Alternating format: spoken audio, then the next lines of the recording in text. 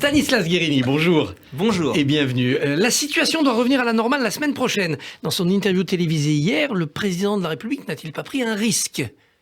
Il a affiché un volontarisme très clair. Nous, on fait tout pour que la situation puisse revenir à la normale. Alors c'est quoi tout ? Mais il a surtout rappelé la primauté du dialogue social. C'est bien normal, dans deux entreprises privées, que le patronat et les salariés, dont certains sont en grève, se parlent, essaient de trouver un accord. Quand ils trouvent un accord, c'est le cas chez Exxon, qu'on puisse l'appliquer. Donc réquisition pour ceux qui rejettent l'accord. Donc réquisition, et c'est là où le gouvernement prend ses responsabilités. Il y a une situation dans une entreprise où il y a un accord majoritaire et un syndicat minoritaire ne souhaite pas le suivre et continue à bloquer. Alors, le gouvernement prend ses responsabilités parce qu'on pense aux 22 millions de personnes qui tous les jours prennent leur voiture pour aller travailler, pour aller rendre des services publics. Et cette situation, elle n'est pas acceptable, elle n'est pas supportable. Donc sur Total, on va avoir sans doute le même scénario. La CGT refuse les négociations proposées par la direction. Tout est dans les mains, je crois, là aussi, du dialogue social. Il y a des discussions qui ont commencé timidement, peut-être pas assez rapidement. Donc enfin, le dialogue social se passe chez Total.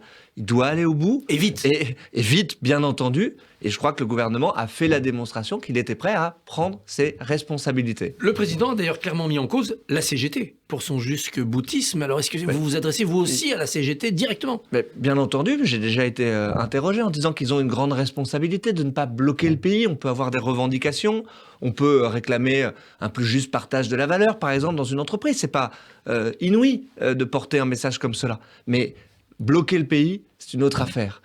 Principalement et singulièrement quand dans une entreprise, il y a eu un accord majoritaire avec des organisations qui, elles, acceptent de sortir de la grève. Il faut savoir arrêter une grève. Vous connaissez cet adage. Maurice Thorez, quand on a obtenu gain de cause.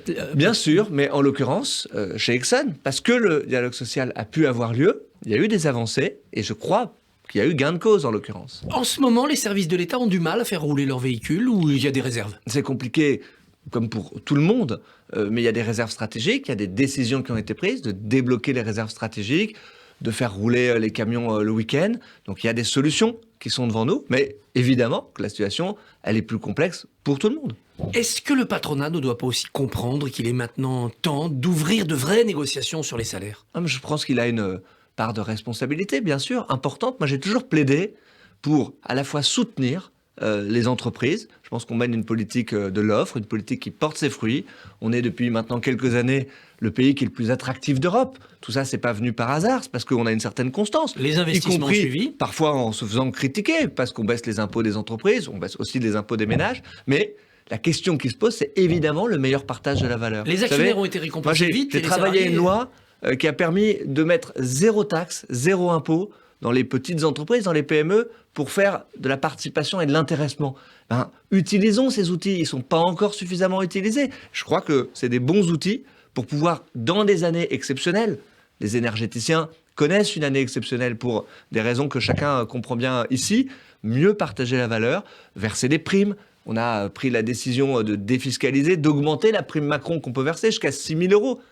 Pour certains cas, dans certaines entreprises, tous ces curseurs évidemment que le patronat a une responsabilité. Année exceptionnelle, dividendes et bénéfices exceptionnels, un amendement taxant ces super dividendes a été adopté cette nuit. Alors contre l'avis du gouvernement, avec des voix NUPES, avec des voix RN, avec des voix Renaissance. Comment interprétez-vous ce qui passe pour un camouflet pour le gouvernement ? Vous voyez, moi, si je suis cohérent, je ne suis pas favorable. Pourquoi ? Je crois que ça n'est pas une bonne idée parce que je viens d'exprimer une forme de constance. Et je pense que ça a de la valeur, y compris dans la vie économique du pays. Il faut donner de la lisibilité. Nous, notre politique, et on ne va pas s'en excuser, c'est de baisser les impôts des entreprises pour pouvoir créer de l'emploi, pour pouvoir créer de la valeur. Ensuite, ça n'empêche pas d'être très exigeant sur le partage de la valeur. Donc moi, je ne suis pas pour qu'à travers un amendement dans la nuit, on recrée une taxe surprise comme cela. On a un effort. Il y a tout un mécanisme qui a d'ailleurs inspiré l'Europe pour pouvoir récupérer une partie de la contribution des énergéticiens. Mais c'est différent, et je le fais valoir à votre antenne ce matin, que de créer une taxe comme ça, sans crier gare, par une belle nuit dans un beau débat sur le PLF, qui remet en cause, je crois, une forme de cohérence de la politique fiscale et économique de ce gouvernement. Alors s'il y a cette créativité législative en ce moment, c'est parce que tout le monde se dit de toute façon il y aura un 49.3 qui va tout balayer, autant voter ce qu'on peut voter avant que ce 49.3 arrive. Oui, je ne pense pas que ce soit une bonne manière de réfléchir. Quelle est la position du gouvernement? C'est une position de dialogue, d'enrichissement du texte. C'est ce qui a été fait depuis le début, avec l'opposition et la majorité, évidemment.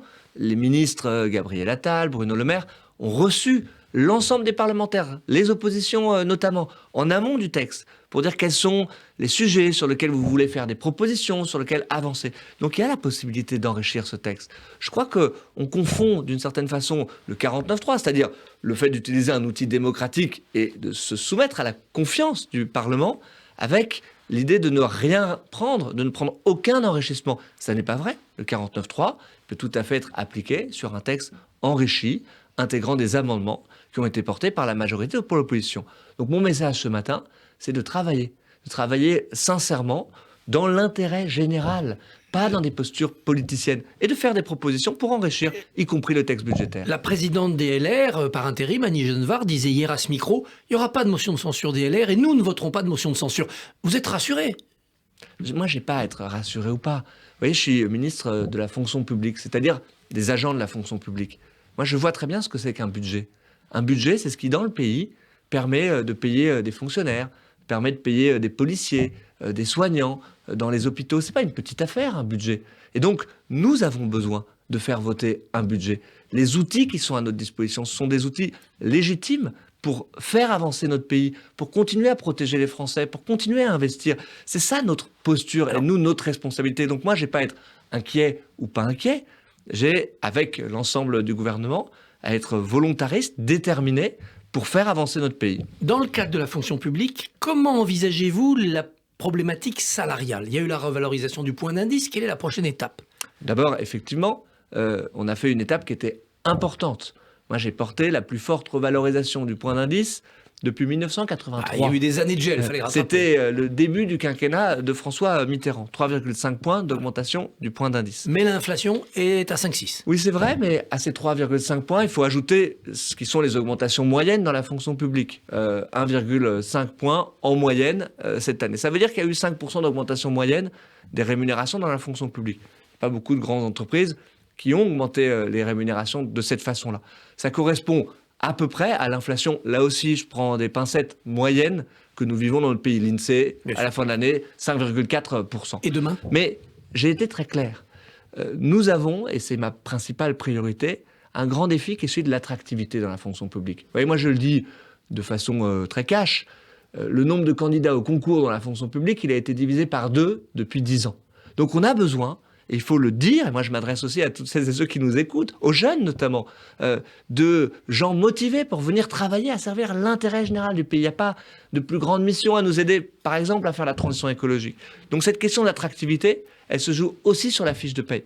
Et je mènerai l'année prochaine, avec les organisations syndicales, une réforme justement des carrières et des rémunérations dans la fonction publique. Pour attirer qu'on puisse nouveaux talents. Mettre à plat la façon dont on rémunère nos agents publics dans le pays, pouvoir bâtir des carrières plus attractives, plus évolutives, où on puisse aussi basculer d'un pan de la fonction publique à un autre pan de la fonction publique. C'est un grand défi qui est devant nous, mais je crois qu'il faut absolument le relever, parce que c'est le défi sur lequel tout le reste repose, notre capacité à porter des services publics efficaces pour nos concitoyens.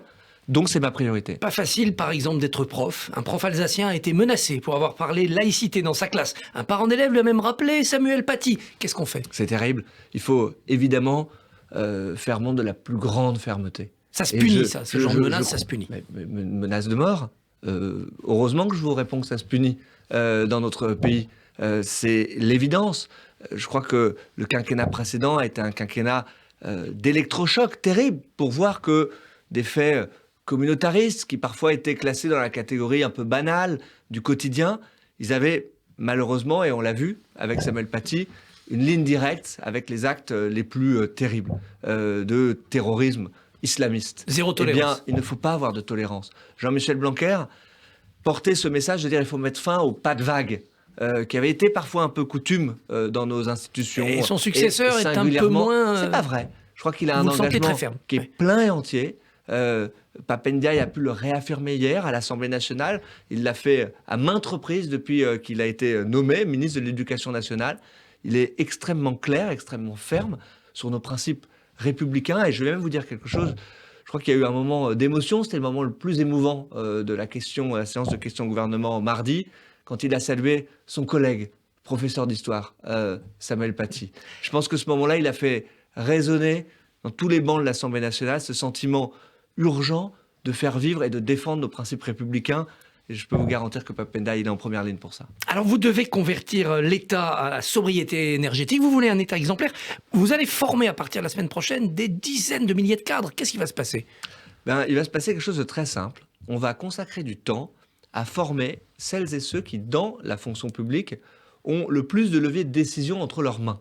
On va former les 25 000 cadres dirigeants de la fonction publique. Et on va le faire pas dans un petit webinaire, 1 heure chrono derrière un écran. Non, on va consacrer environ 2 jours à travailler avec eux, à comprendre les grands enjeux et surtout à voir comment est-ce qu'on peut rentrer dans une logique d'action. Alors leur mission, ça service sera quoi, administratif par service administratif. Voir ce qu'il convient de faire, rénover les bâtiments, changer le parc de véhicules pour que nos agents puissent justement rouler, aller en service, on en parlait il y a quelques secondes. Donc on lance le plan le plus ambitieux qui n'ait jamais été porté à la formation, à la transition écologique dans la fonction publique. Ça démarre dès la semaine prochaine avec les directrices, les directeurs d'administration centrale et on va former d'ici 2024 tous les cadres dirigeants de la fonction publique d'État pour pouvoir transformer. Avec des objectifs chiffrés? Bien sûr, j'ai présenté la semaine dernière le plan de sobriété pour l'État. Baisser de 10% notre consommation énergétique.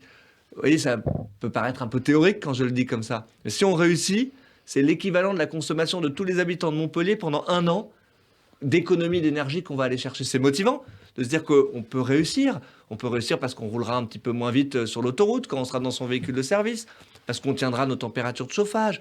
Quand le réseau sera en tension, on ira même demander un effort supplémentaire d'être à 18 degrés pour les agents et pour les bâtiments publics. Tout ça, ce sont des efforts du quotidien, ce sont des changements de pratique, de culture aussi, mais ils nous permettent d'enclencher, non pas simplement la sobriété à court terme, mais la planification écologique. Ce quinquennat, ça doit être celui de l'accélération et du changement d'échelle sur cette dimension. Stanislas Guerini, merci. Bonne journée. Merci à vous.